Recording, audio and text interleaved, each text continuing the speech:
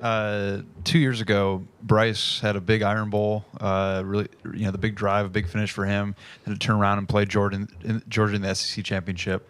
What did you note about his preparation, the way he handled that kind of 2-week period? Yeah, the biggest thing about Bryce, he stayed the same person. I think that's what something that I saw with Bryce. He stayed the same person no matter who played, no matter who the opponent was. He knew that through preparation, it was going to allow him to be successful for any weekend. So I think that's something I took away from Bryce. And then for me, I just tried to be a sponge for all information, and that's the one thing I saw from Bryce, man. He remained the same person, and I think that ultimately allowed him to be successful. Hey, Jalen, just what has your chemistry with Jermaine been like this season? How has that grown? And then do you think he's maybe a little fired up to play his former team this week? Yeah, Jermaine Burton, he had a great offseason. I think that's contributed to any success that took place during the season. I think his offseason was really good. He was really detail-oriented. He came to work every single day ready to compete, ready to get better, and I think that he did a really good job challenging himself to be the best receiver he can be. With all of us, we're excited for a challenge. We're excited for what's next for our football team, and we're all just trying to build as much as possible. Jalen, you had about 7 seconds to think on that 4th and 31 play. What was going through your mind, and was Isaiah your first read? During that play, I just thought about fall back to your level of training. What people don't know is my dad and I, since we were little and we trained, we was all about repetition. Repetition. Whether it was an out route, a go ball, a post ball, a dig, we threw that ball probably 150 times. Constantly throwing the ball until I can't miss, until I mess up, honestly. And I'm all about perfection. So that's the biggest thing, with my dad. A quick story right there.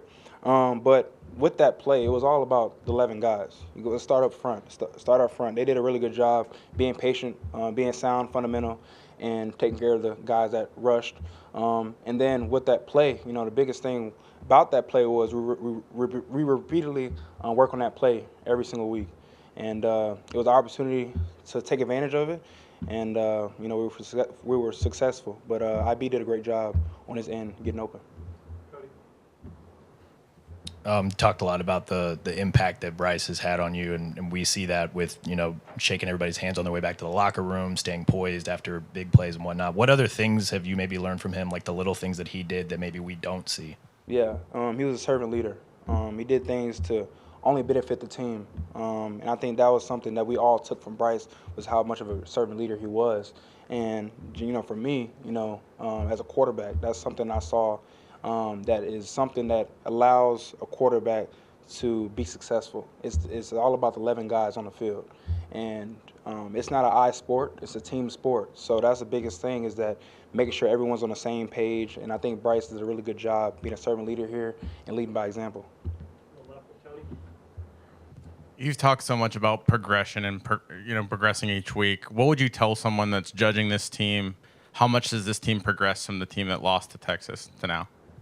Biggest thing, we're not a finished product, and I think that's a scary thing. When we're all clicking as a whole football team, it's a scary sight, and I think we have constantly need to improve offensively.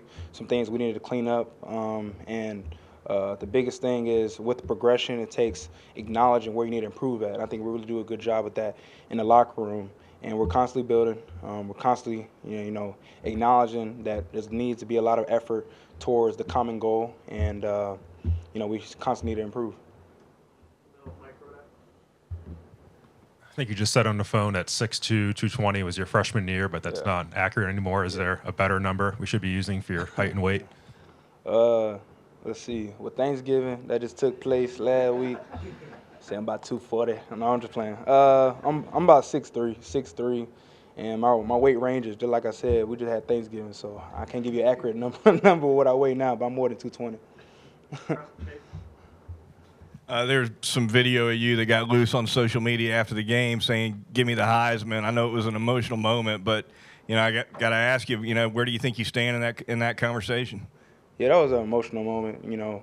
All about now just fixing what I need to improve on from Auburn, and there's a lot of things that I need to improve to keep pushing, keep moving towards our common goal, and try to get there as much as possible. But that was an emotional answer, and I'm just looking forward to the challenge that's ahead of us, which is this week. Along the lines of a previous question, as you've gone on your own journey this year as starting quarterback, how have you seen yourself change and grow over the course of the year?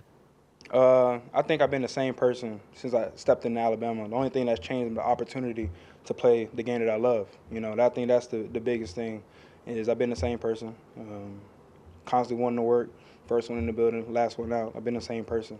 And I think that's the biggest thing. All I had was opportunity, and I seized the moment as much as possible.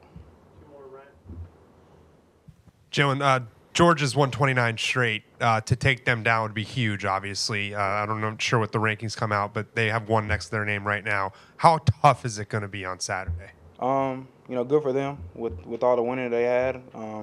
But we just know it's a challenge for us moving forward, and we have to constantly know that. And first thing we have to do is take care of today, be the best version we can be on and off the field. And I think we have a really good locker room that acknowledges that. And we're constantly, building, and we're going to have a great plan heading into this weekend. But the first thing we have to do is clean up some things from last game. Yeah, you got a couple penalties with the illegal forward passes. How difficult in that situation is it to make a decision like in a second like that? And would you have changed any of your decisions from the last game? Oh yeah, that's something I got to improve on for sure. Watching the tape and then leaving out the game. Gotta have better field awareness. And that's something I got to improve on. And that's in the moment you don't really acknowledge it, but that's something I do need to be aware of. And so I do got to improve on that. But yeah, I did notice that.